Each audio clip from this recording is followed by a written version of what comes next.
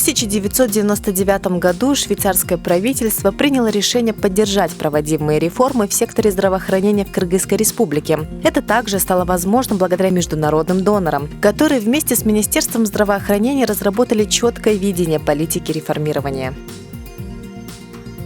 For Switzerland at that time, 15 years ago, it was an obvious choice to start in the health sector because after the collapse of the Soviet Union, the country inherited of a very large and big healthcare system which couldn't be maintained with the current subsidies and from the state side. So the state had to start a reform, putting much more emphasis on primary healthcare services, which is much cheaper than the heavy system which existed in former Soviet Union. So it was an obvious choice for us to be part of this reform to strengthen primary healthcare services in Kyrgyzstan. Проект ДСВЗ был запущен в 2002 году Швейцарским агентством по развитию и сотрудничеству. В разные годы поддержку проекту оказывали такие доноры, как Шведское агентство международного развития и Служба развития Лихтенштейна. Всего за годы существования проекта общий бюджет составил довольно внушительную сумму – более 30 миллионов швейцарских франков. Основная идея проекта – это создание по всей стране сообществ, которые ведут активные работы в нескольких направлениях. Во-первых, выявляют приоритетные проблемы жителей села. Во-вторых, вовлекают население в добровольную деятельность, направленную на улучшение уровня здоровья в их сообществах. Наш проект начался в 2000 году, и мы начинали его только с одного района, маленького, Джумгальского, где мы впервые создали 16 сельских комитетов здоровья. А на сегодняшний день мы охватили всю страну, функционирует 1700 сельских комитетов здоровья, 58 районных комитетов здоровья, которые зарегистрированы как самостоятельные НПО.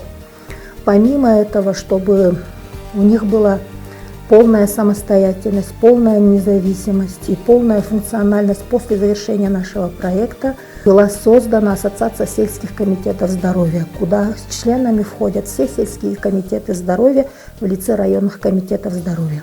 В целях финансовой устойчивости Ассоциация сельских комитетов здоровья получила стимулирующие гранты на общую сумму более 30 миллионов сомов на реализацию доходоприносящей деятельности. Таким образом, из средств, получаемых в качестве дохода, Ассоциация сельских комитетов финансирует встречи РКЗ, самоинициативы, акции по различным действиям для здоровья, собственные административные расходы. Кабинеты укрепления здоровья – один из ключевых аспектов реализации программы действий сообществ по вопросам здоровья. Свою деятельность специалисты КУС ведут под управлением Республиканского центра укрепления здоровья при Министерстве здравоохранения. Общество само по себе, каждый отдельно гражданин ничего не будет делать. Для этого как раз создаются сельские комитеты здоровья.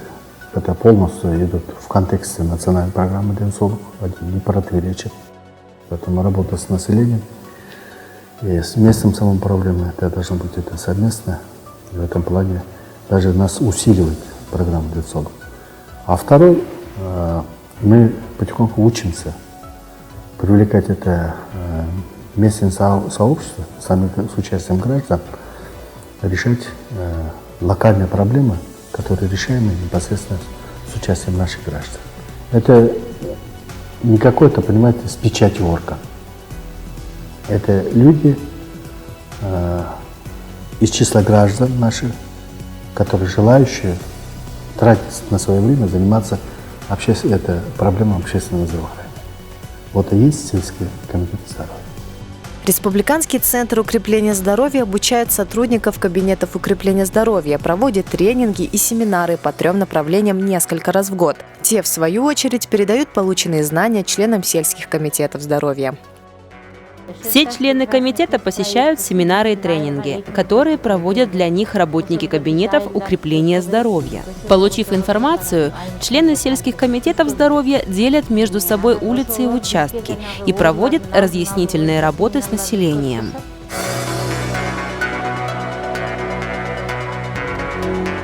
КУС использует цифровые технологии и проводит мониторинг программ. Вся информация поступает на сервер Республиканского центра укрепления здоровья, что позволяет проводить анализ собранных данных. В рамках проекта каждый сельский комитет получил полуавтоматический прибор для измерения артериального давления. Помимо измерения давления, члены комитета предоставляют также брошюры с информацией о недугах сердца. Все полученные показания документируются и передаются в медицинское учреждение по месту проживания. Таким образом, с 2011 года удалось обследовать больше 1 миллиона человек, что позволило выявить 57 тысяч случаев повышенного артериального давления. При этом стоит отметить, что большая часть даже не подозревала о рисках.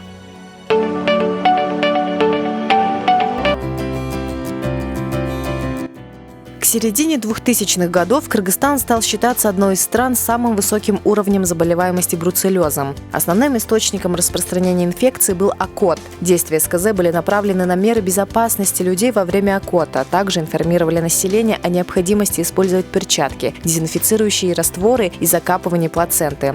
Согласно расчетам Швейцарского института тропического и общественного здоровья, количество предотвращенных случаев в регионах с СКЗ с 2007 по 2011 годы было более 10 тысяч. Экономия составила около $5 миллионов США. Причем система здравоохранения сэкономила почти $650 тысяч США.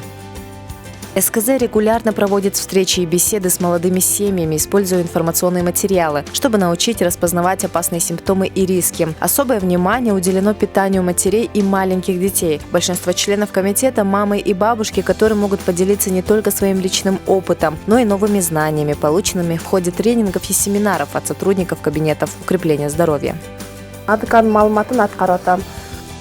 Я следую всем рекомендациям сельского комитета здоровья. Хорошо, что они есть. С ними намного легче.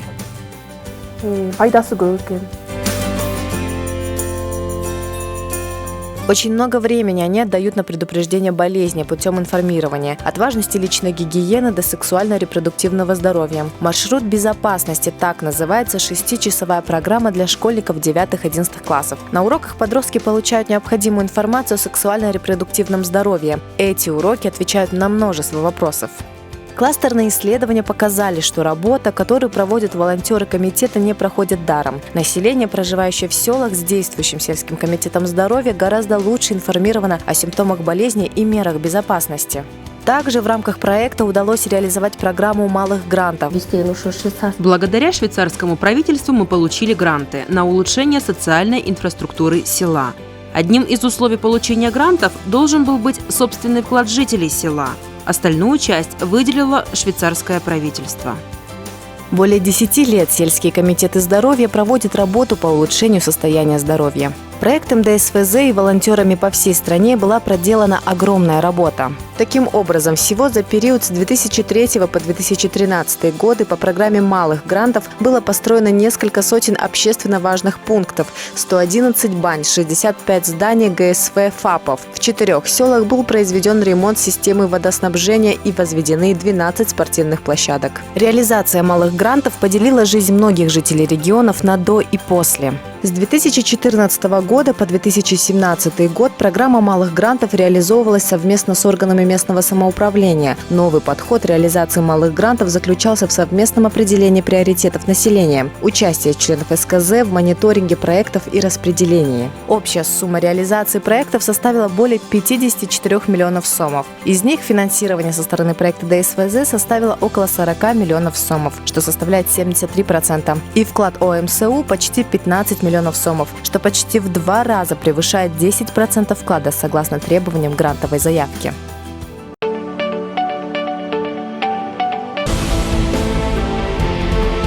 Большинство сельских комитетов здоровья построили хорошие рабочие отношения с органами местного самоуправления. Таким образом, многие инициативы находят поддержку и помощь в организации. Ассоциация сельских комитетов здоровья является членом Координационного совета по общественному здравоохранению при правительстве Кыргызской республики. Проектом ДСВЗ и волонтерами по всей стране была проделана огромная работа. Более 10 лет сельские комитеты здоровья пытаются уберечь население от болезней, стремятся создать лучшие условия для проживания, не получая взамен финансовой выгоды, лишь благодарные улыбки и уважение своих односельчан.